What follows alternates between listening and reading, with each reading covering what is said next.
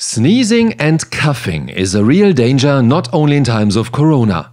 Around 90% of influenza virus infections are caused by droplet infection via the air we breathe. Scientists at the Finnish Aalto University have created a 3D model showing the effects of unprotected coughing or sneezing on the immediate environment.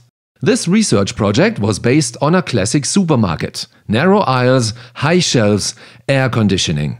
If an infected person coughs or sneezes unprotected and not into the crook of his arm or hand as recommended, pathogens such as corona or influenza viruses spread through the air we breathe over several meters in a matter of seconds and remain highly infectious in the air for up to 5 minutes before slowly sinking to the ground. The scientists therefore recommend avoiding heavily frequented areas with public traffic as far as possible in order to at least minimize the risk of infection with the coronavirus. To significantly reduce the risk of infection in heavily frequented areas, Trotec recommends the use of a high-performance air purifier with H14 HEPA filter.